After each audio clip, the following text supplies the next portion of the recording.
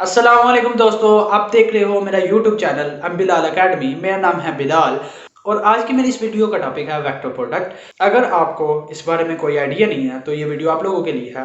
आपको ये video last तक देखनी होगी और अगर अभी तक आपने मेरा चैनल सब्सक्राइब नहीं किया तो जल्दी से इसको सब्सक्राइब कर लीजिए और बेल आइकन के बटन को क्लिक कर लीजिए ताकि मेरी नई आने वाली वीडियो का नोटिफिकेशन आपको मिल सके।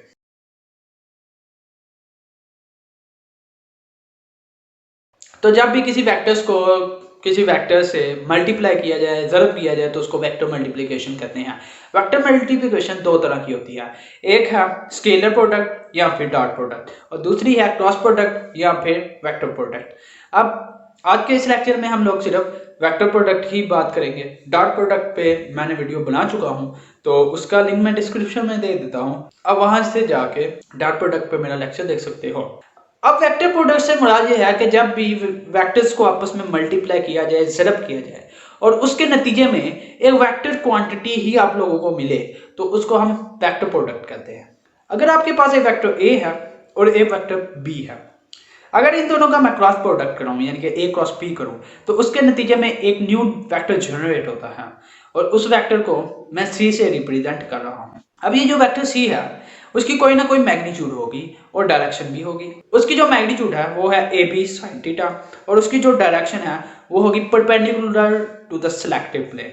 तो सिलेक्टिव प्लेन की बात कर लेते हैं कि एक्चुअली होता क्या है कि अगर आपने वेक्टर ए और वेक्टर बी का क्रॉस प्रोडक्ट करवाना है तो वेक्टर ए और वेक्टर बी के ओरिजिन को सेम करना होगा कुछ इस तरह से, यानी कि उनके इब्तिदाई पॉइंट्स को आपस में मिला देना होगा और एक प्लेन सेलेक्ट करना होगा इन दोनों के लिए। तो इस केस में जो मैं प्लेन सेलेक्ट कर रहा हूँ वो इस तरह का होगा। आप कोई भी प्लेन सेलेक्ट कर सकते हो। अगर आप हॉरिजॉन्टल प्लेन सेलेक्ट करते हो तो आपके वेक्टर्स इसके ऊपर इस तरह आएंगे और आप किसी एंगल पे भी अपने प्लेन को सिलेक्ट कर सकते हो, जैसे कि इस तरह हो गया, इस तरह हो गया या इस तरह हो गया। तो किसी भी एंगल पे आप लोग अपना प्लेन सिलेक्ट कर सकते हो और जो न्यू वेक्टर बनेगा उसकी जो डायरेक्शन होगी वो उस प्लेन के, अगर मैं ये प्लेन सेलेक्ट कर रहा हूँ तो उसके परपेंडिकुलर डायरेक्शन में एक वेक्टर जनरेट होगा। तो इसके बारे में हम देखते हैं कि ये कैसे होता है। तो एक प्लेन हमने सेलेक्ट कर लिया है। अब जो वेक्टर ए है वेक्टर बी है उसके दरमियान एक एंगल बन रहा है, उसको मैं थीटा से रिप्रेजेंट कर रहा हूँ। अब यहाँ पे मैं एक मिसकंसेप्शन है उसको क्लियर करने जा रहा हूँ। जो वेक्टर ए और वेक्टर बी के दरमियान दो एंगल्स बन रहे हैं, एक एंगल थीटा है और दूसरा एंगल फाई है। अब मुझे ये बताइए कि इन दोनों एंगल्स में से बड़ा एंगल कौन सा है और छोटा एंगल कौन सा है। तो ये वाज़ेह सी बात है कि इन दोनों में से जो छोटा एंगल है वो थीटा है। तो जब भी आप लोग डील करोगे वेक्टर प्रोडक्ट से या फिर डॉट प्रोडक्ट से तो आपने छोटे एंगल को ही प्रेफर करना है। तो इसीलिए इस जगह पे हम छोटा वेक्टर लेंगे, ठीक है। तो जब ए, ये जो वेक्टर बी और वेक्टर ए का क्रॉस प्रोडक्ट मैं लूंगा तो उसके नतीजे में एक नया वेक्टर जनरेट होना है तो वो प्लेन के परपेंडिकुलर बनेगा। अगर ये प्लेन है जिसके ऊपर दो वेक्टर्स हैं तो उसका परपेंडिकुलर एक नया वेक्टर बनेगा। अब जो वेक्टर नया बन रहा है उसको सी से मैंने रिप्रेजेंट किया हुआ है, उसकी डायरेक्शन क्या होगी हमें पता है कि वो परपेंडिकुलर टू द प्लेन होगी, लेकिन वो अपवर्ड डायरेक्शन में परपेंडिकुलर होगा कि डाउनवर्ड डायरेक्शन में परपेंडिकुलर होगा। तो ये एक सवाल पैदा हो जाता है। तो ये उलझन क्लियर करने के लिए हमें राइट हैंड रूल को यूज करना पड़ता है। अब राइट हैंड रूल को देख लेते हैं कि ये क्या चीज है।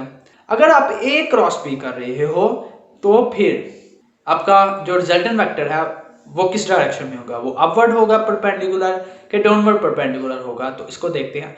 ये आप समझ लीजिए कि आपका एक प्लेन है जिसके ऊपर दो वेक्टर्स हैं, ठीक है, और वो आपस में कोई एंगल बना रहे हैं तो इसके परपेंडिकुलर रिजल्टेंट वेक्टर बनना है। अब आपको नहीं पता कि वो अपवर्ड में है कि डाउनवर्ड में है, तो इसके बारे में इल्म हमें राइट हैंड रूल से मिलता है।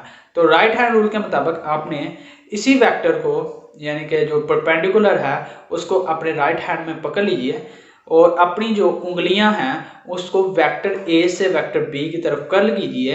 तो जो इरेक्टेड थंब होगा, जो थंब है वो आपको डायरेक्शन बताएगा कि आपका वेक्टर किस डायरेक्शन में होगा।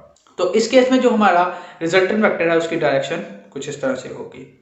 लेकिन अगर आप बी क्रॉसिंग कर रहे हो तो फिर उस केस में क्या होगी, तो उसके केस में भी आपको राइट हैंड रूल ही इस्तेमाल करना पड़ेगा। फिर से आपको वही प्लेन कंसिडर करना पड़ेगा और दो वेक्टर्स हैं आपके पास।